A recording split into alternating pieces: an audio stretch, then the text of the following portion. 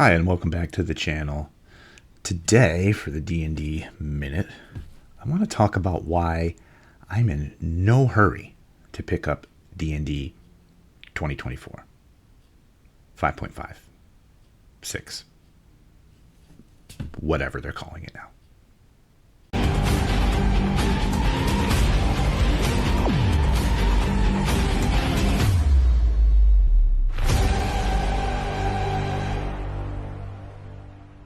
So let's just jump right into it. Really, the main reason I'm not all in that much of a hurry to get into this new version is it cost, budget, money. I don't have it to buy the books. And if you go to D&D Beyond, there's enough free information there that you can run a pretty basic, simple game between the rules they've given you from the Player's Handbook, the DMG, the Monster Manual, and that fantastic glossary they have posted up there. It's all right there, and you can just use it. I mean, it's not all of the stuff you would find in the books, which, is okay. It's kind of like an online SRD like they did for 3rd edition. But it's all there. Anyway, so if you really wanted to, you could just jump right in and use that. But yeah, see the cost. I just don't have the money to be buying new books. And from what I've seen of people talking online, especially with the Dungeon Master Guide, it seems like, in my opinion, and somebody with my experience playing these games, the DMG seems to just have a lot of bloat in it. And those books look really thick too, so I'm not sure how much extra things they have in there. A number of people have commented that the DMG has a lot of common sense stuff in it, or things that groups have been doing anyway. They're just finally now putting it in writing. Whatever.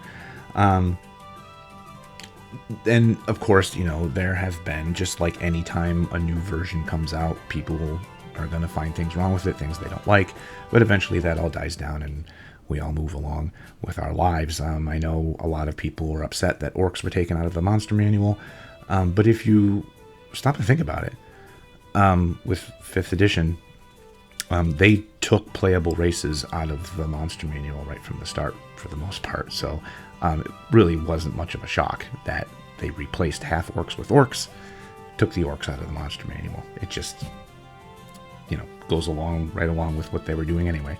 So yeah, I mean, it's a lot of hype. I know I never, I played 3rd edition for a long time. I never bought into 3.5.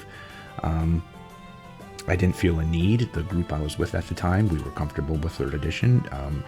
If we had issues with the rules, we homebrewed stuff to make the game work for us at our table. And that kind of brings me to my main point, is if you're playing a game that works for you at your table with your group that you get together with, it's the same people once a month, twice a month, or whatever, but it's always the same people, and you've been playing with them for a while, and what you're doing works for you, that works for you. There are 5 versions of this game out right now. 7 if you count the 3.5 and the 5.5. 9 if you're going to count the original D&D and the basic rules. So you've got 9 versions of this game available to you, and all of them are still valid.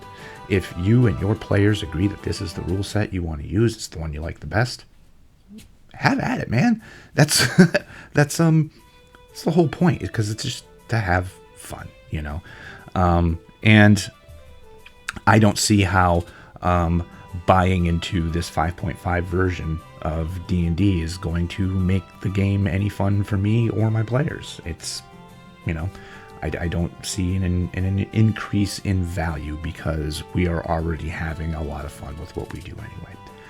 So yeah, that's that. I mean, and just like Games Workshop and D&D, anytime Warhammer or D&D come out with a new version, it's big news, and and everybody's got a lot to say about it, because they are the standard to which all other versions of war games or TTRPGs are measured. And if the big guys aren't your thing, there are always smaller companies that release really great games. There are indie companies that release really great games. So, there is a plethora of rules and games out there for anyone to enjoy. And that's it. I mean, why am I making this? Well, a lot of people are talking about it. And my 2 cents, just because I've been thinking a lot about D&D. I've been starting to host some games and start playing. I am working on my own campaign world building from scratch using the 3rd edition rules, where magic is dying away and it's up to the player characters to fix it. My furnace just came on. Excuse the noise. Hello, furnace. So it's just been on my mind. I just posted a new 5th edition game that I want to host on Start Playing, set in the Forgotten Realms, and it's just a basic D&D game. No frills, nothing different, nothing fancy, just a regular old D&D setting.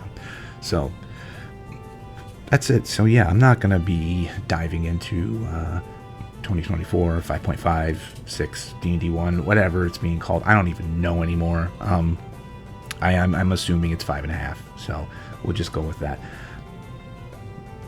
I'm still having fun with what's already out there, and the fact that it's backwards compatible with the other 5th edition modules and campaign books and source books and everything that are already out. Again, I don't see a point in picking up the new rules. I've got everything I already want.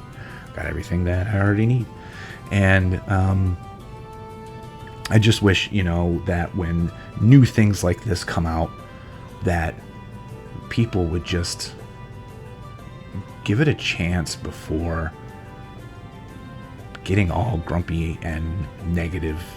I've seen way too much hate bait, I like to call it. There are channels on YouTube that's just, hate bait.